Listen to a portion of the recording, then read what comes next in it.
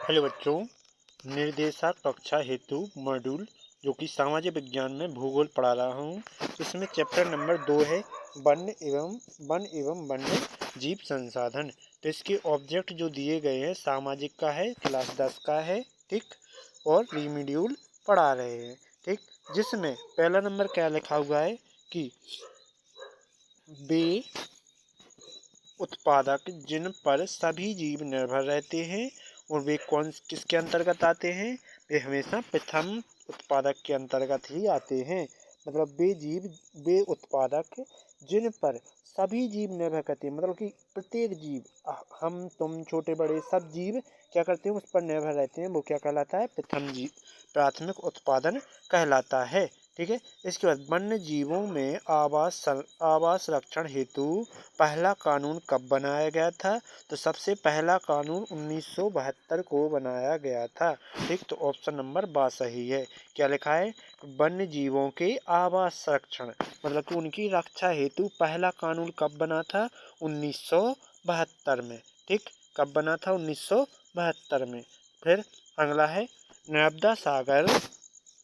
अगला कौन सा है कि नर्मदा सागर, क्या लिखा है, नर्मदा सागर में परियोजना किस राज्य का वन क्षेत्र प्रभावित करता है। तो किस राज्य का वन क्षेत्र प्रभावित करता है, जो तुम्हारा करता है कौन सा, मध्य प्रदेश। मध्य प्रदेश का ही क्या करता है, वन क्षेत्र प्रभावित करता है, किसको, नर्मदा सागर को, ठीक है। अगला नंबर, तो तीसरा हो गया। चौथा नंबर क्या लिखा है कि शांति घाटी का संबंध किस राज्य से है, तो शांति घाटी का संबंध केरल से है, ठीक।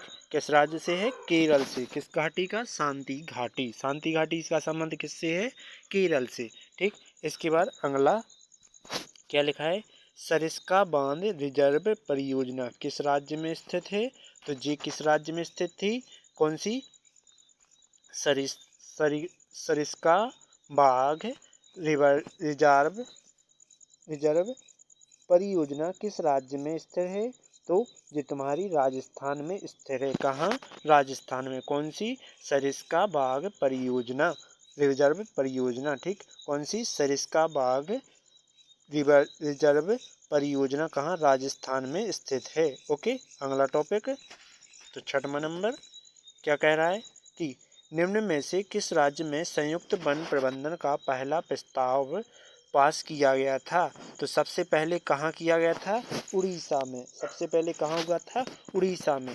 किस राज्य में संयुक्त वन प्रबंधन सबसे पहले प्रस्ताव पास किया गया था, मतलब कि सबसे पहले जो कानून बना था वो कहाँ, उड़ीसा में पास किया गया था, ठीक। इसके बाद अगला टॉपिक है, क्या लिखा हुआ है, पूर्वोत्तर तथा मध्य भारत में वनों की कटाई का मुख्य कारण है, तो कौन सा है, स्थानांतरित के लिए, मतलब कि एक जगह से दूसरी जगह जाते हैं, कौन, आदिवासी। एक जगह से दूसरी जगह आदिवासी जब जाते हैं तो वहाँ क्या होने लगता है, वहाँ वे खेत बनाते हैं, उसको खेत बनाकर उसमें कृषि करते हैं। इसलिए सबसे ज़्यादा वनों की कटाई कहाँ होती है, स्थानांतरण के लिए, मतलब कि जहाँ स्थानांतरण मतलब एक जगह से दूसरी जगह जाने के वालों के साथ। इसके बाद आठवां नंबर क्या लिखा है, ये वाला टॉपिक, तो अगला है आठवां नंबर, कह रहा है कि निम्नलिखित में से स्थायी वनों का सर्वाधिक क्षेत्र किस राज्य को कहा गया है, तो आंसर है द मध्य प्रदेश। कौन सा, मध्य प्रदेश।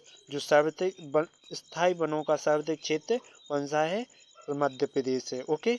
अगला क्या लिखा है फिर, रिक्त स्थानों की पूर्ति कीजिए। तो रिक्त स्थानों की पूर्ति करना है, तो रिक्त स्थानों की पूर्ति क्या कह रहा है, देखो इसमें लिखा हुआ है कि छोटा नागपुर क्षेत्र में रिक्त स्थान जनजाति निवास करती है, तो कौन सी जनजाति निवास करती है, ये करती है तुम्हारी, कलर चूज कर लें थोड़ा, ये करती है तुम्हारी कौन सी, मुंडा एवं संथाल। कौन सी, मुंडा एवं संथाल। छोटे नागपुर क्षेत्र में रिक्त स्थान जनजाति निवास करती है, कौन सी जनजाति निवास करती है, मुंडा एवं संथाल।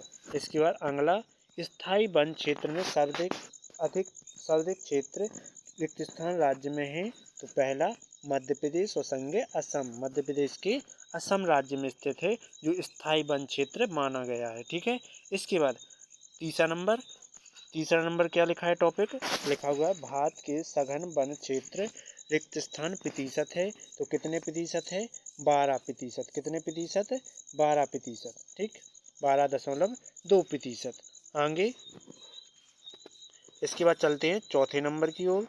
तो पूर्वोत्तर के सभी राज्य में और गुजरात के अधिकतर वन क्षेत्र रिक्त स्थान वन है। तो कौन से वन है, अवर्गीकृत वन। कौन से वन है, अवर्गीकृत वन। चौथे नंबर में क्या कह रहे हैं कि सभी जो पूर्वोत्तर सभी राज्य और गुजरात के अधिकतर वन है वो कैसे हैं, अवर्गीकृत वन, मतलब कि ये बटे हुए वन नहीं हैं। ठीक है, इसके बाद वन विभाग के अनुसार, पांचवा नंबर कह रहा है वन विभाग के अनुसार देश का कुल वन क्षेत्र का रिक्त स्थान हिस्सा रक्षित वन है। तो एक तिहाई वन कितना है, रक्षित है, और बाकी रक्षित नहीं है।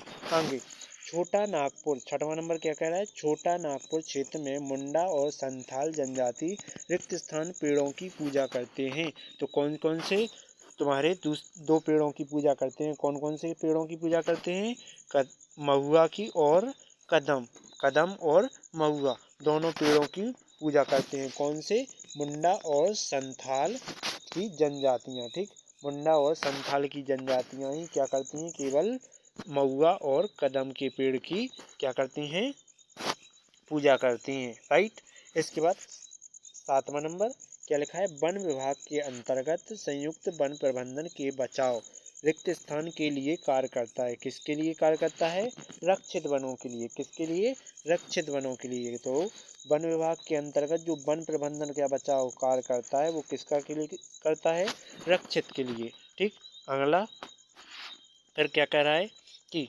जोड़ी बनाइए, जोड़ी सही करना है।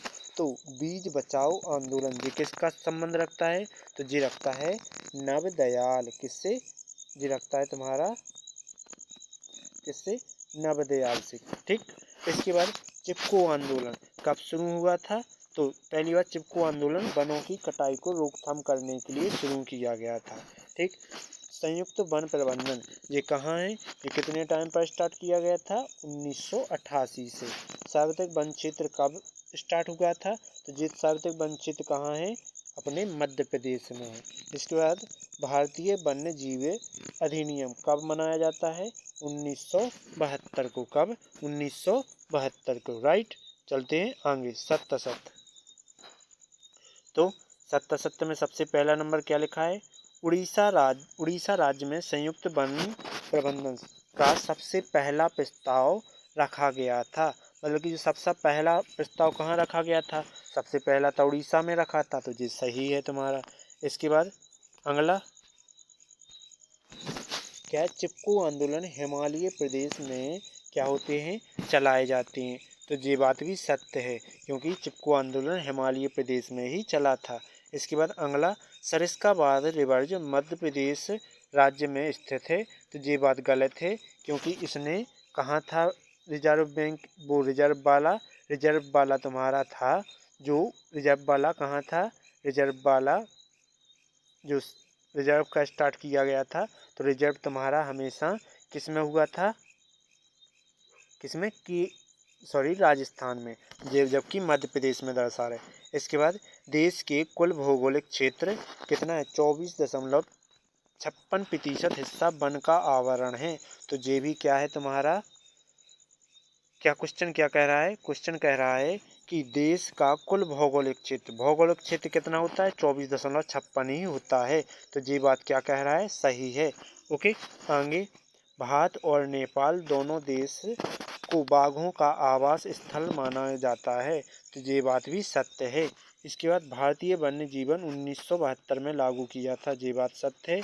आरक्षित वनों का सर्वाधिक मूल्यवान माना जाता है। तो ये भी तुम्हारा सत्य है। ठीक, इसमें केवल एक ही असत्य है जो कि कौन सा है, तीसरा नंबर। ठीक है, क्योंकि रिजर्व बैंक काय में है, वो सरिस्का बाग रिजर्व कहाँ है, राजस्थान में है। राइट, इसके बाद चलते हैं एक वाक्य के उत्तर की ओर। आगे एक वाक्य का उत्तर क्या लिखा हुआ है कि इसमें लिखा हुआ है टिटरी के किसान द्वारा कौन सा आंदोलन चलाया गया था, किसके, टिटरी के किसान द्वारा कौन से टिटरी के किसानों द्वारा कौन सा आंदोलन चलाया गया था? तो बीज बचाओ आंदोलन। कौन सा आंदोलन चलाया गया था? बीज बचाओ आंदोलन। इसके बाद अगला है, भारत का स्थानांतरीय खेती मुख्यतः किन क्षेत्रों में की जाती है? क्वेश्चन क्या कह रहा है? भारत के स्थानांतरीय खेती मुख्य रूप से किन क्षेत्रों में की जाती है? तो पूर्वी एवं मध्य भारत में। पूर्वी तथा मध्य भारत में कौन सी झूम खेती की जाती है? ओके। इसके बाद जैव संसाधनों का विनाश किसके विनाश से जुड़ा है? तो जैव संसाधन का विनाश किससे? संस्कृति विविधता से जुड़ा हुआ है। ठीक। इसके बाद छोटे नागपुर क्षेत्र की जनजाति किसकी पूजा करते हैं? तो अपन ने अभी पढ़ा था महुआ एवं कदम के पेड़ की। ठीक। इसके बाद भूमि पर पाए जाने वाले सबसे तेज स्तनधारी जीव कौन सा होता है? तो क्या कह रहा है? भूमि पर सबसे अधिक मतलब कि बहुत तेज मात्रा में जो पाए जाने वाला स्तनधारी जीव होता है वो कैसे होता है? स्थानांतरणीय कृषि होती है। कौन सी होती है? स्थानांतरणीय कृषि। राइट। आगे इन्होंने जो ऑप्शन दिए हैं वो इतना गलत लिख दिए क्योंकि 5 से 6 आता है, जो कि इन्होंने क्या लिख दिया? डायरेक्ट 7 लिख दिया। ठीक। इसलिए यहाँ से थोड़ा ऑप्शन में गलती हो गई। इसके बाद 8वां नंबर जो है वो 7वां नंबर का आंसर है। जो 9वां नंबर है जो किसमें का है? 8वें का है। ठीक है। आगे चलते हैं। तो क्या लिखा है कि श्लेष एवं बर्नर किसके संबंधित है? किससे संबंध है तुम्हारा? आद्योगक से। किससे? आद्योगक से। किससे संबंध है? आद्योग से। किससे संबंध है? आद्योग से। श्लेष और बर्नर किससे संबंध है? औद्योगिकरण से। ठीक। तो सबसे पहला वाला पढ़ते हैं, अभी बाद में पढ़ेंगे।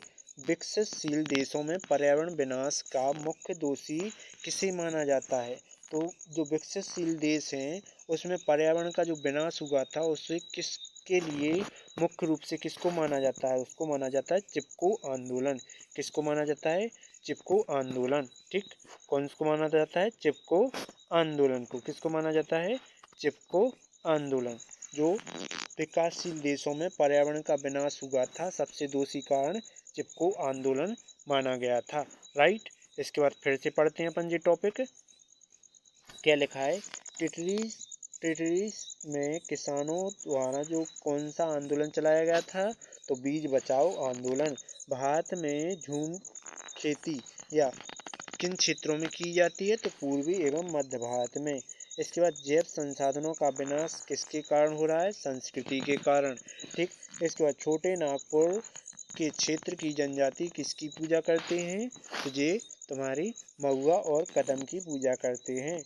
भूमि में पाए जाने वाली सबसे तेज स्तनधारी जीव वो क्या है? स्थानीय कृषि। इसके बाद श्लेष एवं बर्नर किससे संबंध है? औद्योगिकरण से। और विकासशील देशों में पर्यावरण विनाश का मुख्य दोष क्या है? चिपको आंदोलन। ओके। राइट। और जो टिटरी किसानों द्वारा किए गए आंदोलन का नाम क्या था? तुम्हारा बीज बचाओ आंदोलन था। राइट।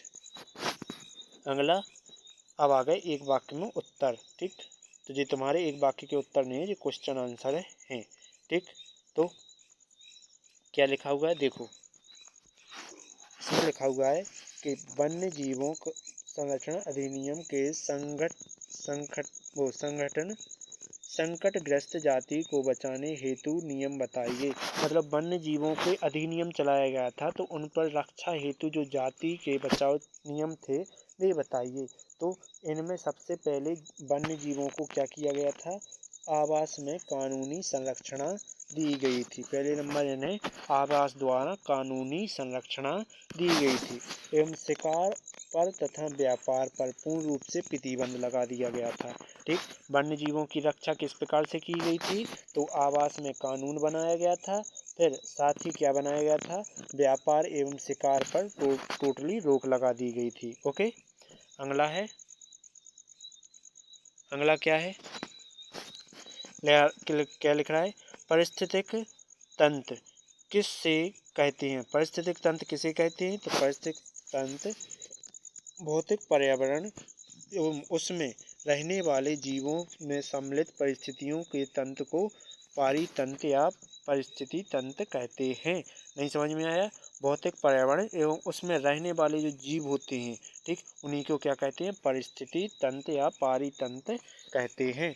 आगे क्या कह रहा है, आरक्षित वन से क्या तात्पर्य है। कौन सा क्वेश्चन कह रहा है, आरक्षित वन से क्या तात्पर्य है। तो आरक्षित वन क्या कहलाता है, समझो। आरक्षित वन वो कहलाता है, जैसे देखो, वनों, आरक्षित वन से तात्पर्य है कि कौन से, ऐसे वन, किससे है तात्पर्य कि, एक मिनट, ऐसे वन जो सरकार एवं अन्य संबंधी संगठन द्वारा वन्य जीवों को संरक्षण हेतु संवर्धन सुरक्षित रखे जाते हैं। मतलब कि सरकार के माध्यम से या अन्य वन्य जीवों के माध्यम से सुरक्षित रखे जाते हैं। एवं ये वन कैसे होते हैं, आमतौर पर वन्य जीव प्राकृतिक आवास होते हैं और विविध प्रकार के पौधों एवं पशुओं को आश्रय देते हैं। ये विविध प्रकार के क्या करते हैं, पौधों एवं पशुओं को आश्रय देते हैं। उसे क्या कहते हैं, आरक्षित वनों को संरक्षण मुक्त उद्देश्य क्या है कि जैव विविधता को संरक्षित रखना है। मतलब कि ये क्या कह रहे हैं, जो आरक्षित वन है उसे रक्षा करने का मुख्य उद्देश्य यही है कि जीवों को संरक्षित रखना है। ठीक है। इसके बाद प्राकृतिक प्रक्रियाओं के आधार पर देखा जाए तो इसकी सहायता समर्थन दिया गया है। मतलब कि सरकार ने इसे समर्थन दिया है। ठीक। और देश के आधे से अधिक वन में क्षेत्र में आरक्षित वन घोषित कर दिया गया था। ठीक। इसलिए जहाँ तक वन एवं वन्य प्राणियों की संरक्षण की बात है तो आरक्षित वनों में सबसे अधिक मूल्यवान माना जाता है। ठीक। जहाँ तक वन्य एवं वन्य प्राणियों की जो बात की जाए, रक्षा की बात की जाए, तो आरक्षित वनों की सबसे अधिक मूल्यवान माना जाता है। राइट, समझ में आया होगा कि आरक्षित वन क्या कहलाते हैं, ऐसे वन जो सरकार या अन्य संगठन समूह के द्वारा क्या किया जा रहा हो, उनका संरक्षण किया गया हो, मतलब कि उन्हें सुरक्षित रखा गया हो। ये वन आमतौर पर वन्य जीव एवं प्राकृतिक आवास होते हैं और इन्हें विविध प्रकार से पौधों एवं पशुओं को आश्रय प्रदान करते हैं। जो वन्य जीव होते हैं या वन क्षेत्र होते हैं, ये क्या करते हैं, पौधे एवं पशुओं को क्या करते हैं, पौधे एवं पशुओं को क्या करते हैं, आश्रय देते हैं। और वनों में जो आरक्षित वन संरक्षित करने का स्पष्ट उद्देश्य यही है कि जीवों को रक्षा करना। ठीक। अगला टॉपिक क्या लिखा है, प्रशासन के आधार पर वन का वर्गीकरण कीजिए। तो प्रशासन के आधार पर वन का वर्गीकरण, ये टॉपिक इम्पोर्टेंट है, वेरी वेरी मोस्ट। ठीक। ये टॉपिक क्या है तुम्हारा, इम्पोर्टेंट है। ठीक है। कौन सा, ये वाला टॉपिक क्या कह रहा है कि जो प्रशासन के आधार पर वर्गीकरण किस प्रकार का किया गया है। तो आरक्षित वन क्या कहता है, आरक्षित वन, दूसरा है रक्षित वन और तीसरा है अवर्गीकृत वन। तो ये वन कहता क्या है, ये कहता है कि जो इन वनों में इमारती लकड़ी एवं वन्य उत्पादन के लिए आरक्षित कर लिया जाता है, मतलब इनकी रक्षा की जाती है। जैसे इन वनों में पशु और चराने की लकड़ी को अनुमति नहीं है, मतलब कि इन्हें पशुओं में को चराने की और लकड़ी को काटने की कोई अनुमति नहीं है। किसमें, आरक्षित वन में। फिर संरक्षित वन में, संरक्षित वन वो कहलाता है इन वनों को अधिक नष्ट होने से बचाने की सुरक्षा की जाती है। इन वनों को क्या किया जाता है, अधिक नष्ट होने से बचाने की सुरक्षा की जाती है।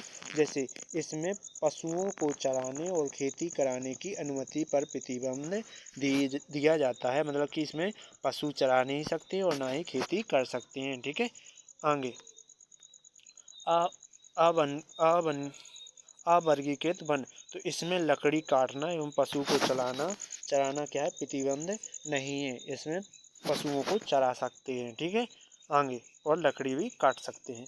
तो शासन के आधार पर जो टॉपिक था ये वाला, तो क्या हो गया, तुम्हारे लिए पता है कि 3 प्रकार का होता है, आरक्षित वन और रक्षित और अवर्गीकृत। तो आरक्षित वन वे कहलाते हैं जिनमें इमारती लकड़ी का वन्य उत्पादन आरक्षित कर लिया जाता है, मतलब कि इन्हें काट लिया जाता है। लेकिन इन वनों में पशुओं को चराना, ना लकड़ी काटना कोई वो नहीं है, मतलब कि अनुमति नहीं देता है। संरक्षित वन, तो इन वनों को अधिक नष्ट होने से बचाने के लिए सुरक्षा किया जाता है। साथ में इन्हें क्या किया जाता है, पशुओं को चराने एवं खेती करने की अनुमति पर प्रतिबंध लगाया जाता है। ठीक है। इसके बाद अवर्गीकृत वन, तो इनमें क्या होता है, इनमें लकड़ी काटी जाती है, हम पशुओं को प्रतिबंध नहीं लगाया जाता है, इन्हें चराया जाता है। ठीक है। इसके बाद अगला टॉपिक है 5वां नंबर भी very very most important topic है। तो ये वाला इम्पोर्टेंट टॉपिक है तुम्हारा क्या है, ये भी तुम्हारा टॉपिक क्या है, इम्पोर्टेंट है, जो 5वां नंबर दिखाई दे रहा होगा। ठीक है। तो इसमें जो टॉपिक 5वां है ये क्या है, इम्पोर्टेंट है, मैंने स्टार बना दिया है। इसके बाद तो इसको पढ़ते हैं। देखो क्या लिखा है, वन्य संरक्षण के कोई वन्य प्राणी संरक्षण के कोई 4 उपाय लिखिए। उपायों के ही उपाय लिखना है। तो ये कह रहे हैं कि वन्य प्राणी संरक्षण किस प्रकार किया जाए, मतलब छोटे छोटे जीव जंतुओं को संरक्षित कैसे किया जाए, सुरक्षित कैसे किया जाए। तो इनके कहने का मतलब है कि वन्य जीवों में प्राकृतिक आवासों के बिना हानि नहीं पहुंचाएं नियंत्रित करना, मतलब कि वन जो वन्य जीव हैं, छोटे छोटे जीव जंतु हैं, उनके लिए प्राकृतिक आवासों को बिना हानि पहुंचाएं क्या कर सकते हैं, नियंत्रित कर सकते हैं। मतलब कि इन्हों पर्यावरण में घटना घटाएं ही क्या कर सकते हैं, छोटे मोटे जीवों को नियंत्रित कर सकते हैं। इसके बाद वन्य जीवों के शिकार पर पूर्णतः क्या कर दिया जाए, प्रतिबंध लगा दिया जाए, मतलब वन्य जीवों को कोई ना मारे। इसके बाद वन्य क्षेत्रों में जैव मंडल के रिजर्व की स्थापना की जाए, मतलब कि इसमें रिजर्व किया जाए, मतलब कि इसको पूरा सुरक्षित किया जाए। ठीक। इसके बाद लुप्त हो रहे जीवों को पुनः स्थापित करने हेतु एक राष्ट्रीय पार्क या अभ्यारण्य की स्थापना करनी चाहिए। ठीक। फिर से लुप्त जो हो रहे हैं जीव, मतलब कि जैसे गैंडा हाथी की जनसंख्या बहुत कम बची हुई है अभी अपने इलाके से देखा जाए, तो इसीलिए कहते हैं कि अभ्यारण्यों की स्थापना करनी चाहिए। इसके बाद वन्य जीव के प्रतिबंध एवं परियोजना के लिए ईमानदारी से लागू करना चाहिए। ठीक है। आगे तो 6वां नंबर तुम पढ़ लेना। इसके बाद थोड़े से टॉपिक और बच्चे होंगे, तो अभी 9वां नंबर टॉपिक पढ़ रहे हैं क्योंकि ये इम्पोर्टेंट टॉपिक है। तो जो टॉपिक लिखा है 9 नंबर क्या है टॉपिक, वेरी वेरी मोस्ट और इम्पोर्टेंट टॉपिक है। ठीक। मैंने इस पर बहुत सारे स्टार बना दिए हैं। ठीक। तो क्या लिखा है, 9वां नंबर क्या कहता है, कहता है, एक मिनट,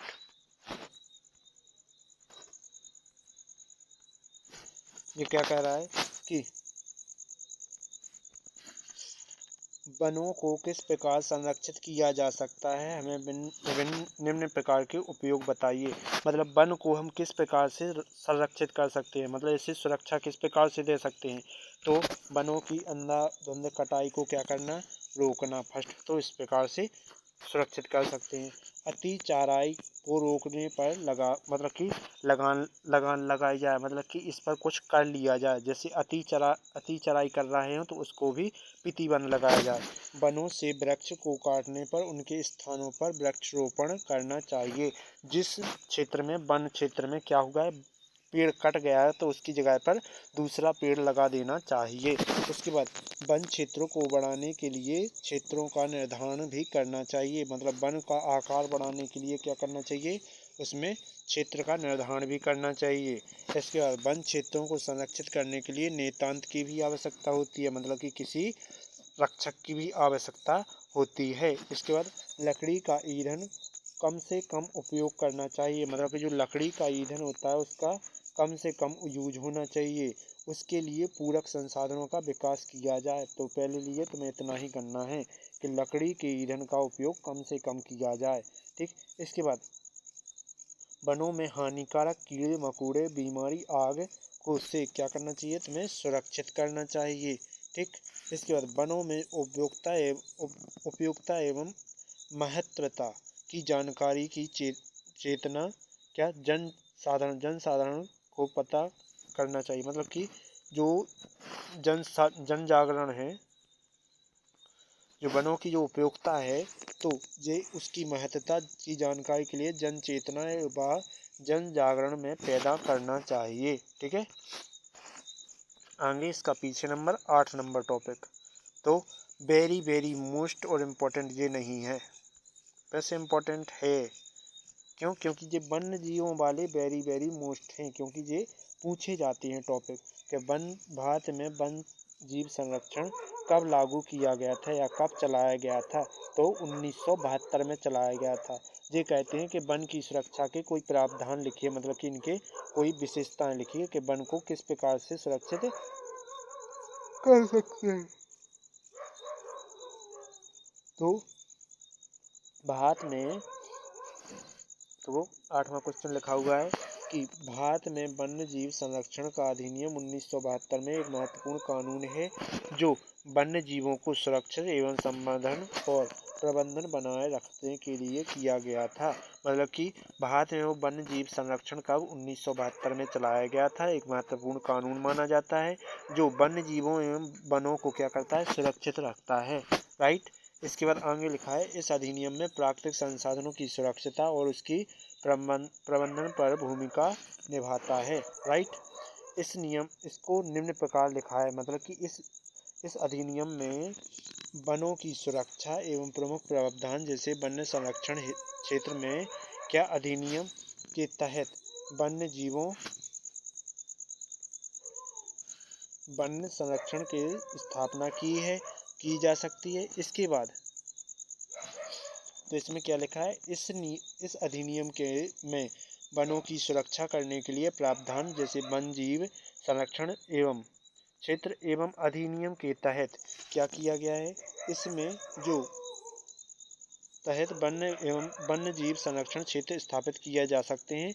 ये क्षेत्र वन्य जीव के लिए क्या होते हैं, सुरक्षित आवास प्रदान करते हैं और ये उन्हें अनुमति भी देते हैं कि प्रकृति में जीवन जी सकते हैं। कौन?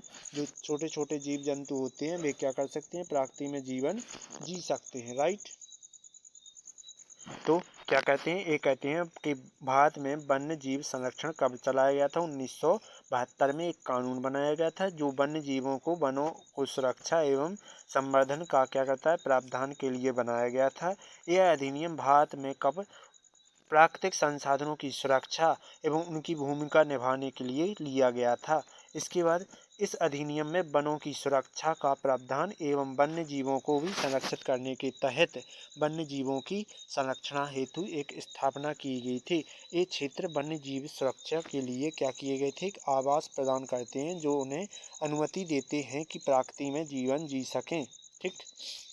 आगे क्या लिखा हुआ है कि इसमें लिखा हुआ है कि राष्ट्रीय उद्यान मतलब नेशनल पार्क, दूसरी हेडिंग है नेशनल पार्क। पहली हेडिंग थी कि जो इस अधिनियम के इसमें पहली हेडिंग क्या थी कि अधिनियम में वनों की सुरक्षा हेतु प्रावधान वन्य जीवन संरक्षण अधिनियम। ठीक। तो इस अधिनियम के तहत क्या हुआ था, वन्य जीवों का संरक्षण किया जा सकता था, लेकिन वन्य जीवों को सुरक्षिता प्रदान भी करते हैं और साथ में कहते हैं कि वे अनुमति देते हैं कि प्रकृति में छोटे छोटे जीव जी सकते हैं। इसके बाद राष्ट्रीय उद्यान मतलब कि नेशनल पार्क। तो इस अधिनियम में क्या होता है, इस अधिनियम राष्ट्रीय उद्यान स्थापित करने के लिए अनुमति देता है कि जो विशेष वन्य जीव हैं उन्हें संरक्षित करके उन्हें विशेष उपायों के साथ पालन किया जाए। मतलब कि ये जो छोटे मतलब कि जिनकी जातियां विलुप्त होती जा रही हैं उन्हें क्या करके संरक्षित करके उनको सही उपायों से मतलब विशेष कर उन्हें अच्छे से पालन पोषण किया जाए। ये उद्यान कैसे होते हैं, वन्य जीवों में प्राकृतिक रूप से जीवन जीने के लिए क्या है, सुविधाजनक है, सुविधा प्रदान करता है और उन्हें पर्याप्त सुरक्षा सुनिश्चित करता है। इसके बाद वन्य जीवों के अंतर्गत अधिनियम के अंतर्गत वन्य जीव संरक्षण को राज्य सरकार की जिम्मेदारी होती है। ठीक। जो वन्य जीवों को संरक्षण देने की सबसे जो वो होता है प्रावधान किसका होता है, राज्य सरकार की जिम्मेदारी मानी जाती है। सरकार के अभिकृत व्यक्ति एवं संगठन में वन्य जीवों का आवास की सुरक्षा एवं उनके संरक्षण के उपाय अनुसरण करने की जिम्मेदारी सौंपते हैं। मतलब कि जो राज्य में वो सरकारी व्यक्ति रहते हैं जो जैसे कि रेंजर कहलाता है या फिर जो भी वन का नौकर होता है, तो वो क्या कहता है, सरकार के अधिनियम के अनुसार आवास उसे प्रदान होती है जिसमें उसे वन को सुरक्षण करने का अनुसरण या जिम्मेदारी दी जाती है। राइट। इसके बाद 7वां नंबर टॉपिक, जैव विविधता को कोई 3 कारक लिखो। तो जैव विविधता के 3 कारक क्या है, पहला तो है वनों का निम्नीकरण, फिर जलवायु परिवर्तन, तीसरा है जंगलों में प्रावधान प्राबंधन, जंगलों में प्रबंधन का और उपयोग। इसके बाद प्राकृतिक आपदाएं, ठीक। और लास्ट क्या है, प्राकृतिक आपदाएं। तो इसमें क्या कहते हैं कि वनों की अति कटाई और उसके निम्नीकरण से वन्यजीव एवं पौधों का नाश के कारण जंगल नष्ट होता जा रहा है और वन्य प्राणियों के नित्यवत आहार और आवास का संबंध से समस्या होती जा रही है, जिसे जैव विविधता को क्या करता है, प्रभावित करता है। जैसे वन का निम्नीकरण, यदि वनों की सबसे ज़्यादा कटाई की जाए तो वन में जो छोटे छोटे जीव जंतु रह रहे हैं उनका आहार क्या होता जा रहा है, नष्ट होता जाएगा, जिस कारण उनके लिए क्या हो जाएगी, समस्या उत्पन्न हो जाएगी। इसके बाद जलवायु परिवर्तन, जलवायु परिवर्तन जैव विविधता का ही प्रभावित करता है, जैसे उच्च तापमान या सूखा या बाढ़। बदलते समय जलवायु के कारण ही वन्य प्राणियों को पौधों के प्राकृतिक आवास में बदलाव हो सकता है। इसके लिए उन्हें अनेक संख्या में कमी हो सकती है। जैसे कि मान लीजिए जंगलों में क्या पानी ना रहे तो क्या रहेगा, पानी नहीं रहेगा तो छोटे छोटे जो जीव जंतु रहेंगे वो क्या हो जाएंगे, खत्म हो जाएंगे। वे सूखा जैसे आपदा हो जाए तो छोटे छोटे जीव जंतु वन्य प्राणियों के लिए खतरा मंडराता रहेगा, ठीक है। इसके बाद आगे तीसरा नंबर, जंगलों का प्रावधान एवं उपयोग। वनों को गलत प्रावधान और अनुशासनहीन उपयोग के कारण ही वन्य जीवन नाश का सामना करना पड़ सकता है। मतलब कि वन्य छोटे छोटे जो जीव जंतु हैं उनमें शेर तेंदुआ वगैरह मान सकते हो, तो इनके लिए क्या हो सकता है, बहुत सारे जीवों को ऐसे भी जीव रह सकते हैं जो मरने के कगार पर आ सकते हैं, मतलब उन्हें समस्या का सामना करना पड़ेगा, ठीक। इसके बाद आगे प्राकृतिक आपदा, यदि अकस्मात आपदा जैसी भूखंड बाढ़ जलवायु परिवर्तन के कारण वन्य जीवों को नाश करने की गति है। इन आपदाओं से प्राकृतिक कुछ प्रजातियां प्राकृतिक संख्या से रूप में क्या होते हैं, कमी होती जा रही है, जो कि जैव विविधता कम होती जा रही है। मतलब प्राकृतिक आपदा के कारण भी कुछ वन्य जीव क्या होते जा रहे हैं, खतरे में जा रहे हैं, ठीक है। मतलब कि कुछ वन्य जीव क्या होते जा रहे हैं, खत्म होते जा रहे हैं, किसके कारण, प्राकृतिक आपदाओं के कारण, ठीक। उम्मीद है आपके लिए ये चैप्टर टोटल समझ में आ गया होगा। यदि चैप्टर समझ में आया तो वीडियो को लाइक और सब्सक्राइब कीजिए। आने वाली वीडियो को जो चैप्टर नंबर 3 है इसको देखने के लिए वीडियो को लाइक और सब्सक्राइब आपको करना पड़ेगा। तो अभी चैप्टर मैंने 3 नहीं किया है, 3 कहाँ गया, 4 आ गया इतनी जल्दी। तो ये कौन सा चैप्टर था, ये दूसरा चैप्टर था ना, हाँ दूसरा चैप्टर था, लेकिन तीसरा अब अगली वीडियो में आएगा। तो वीडियो अच्छी लगी तो लाइक और सब्सक्राइब ज़रूर करना।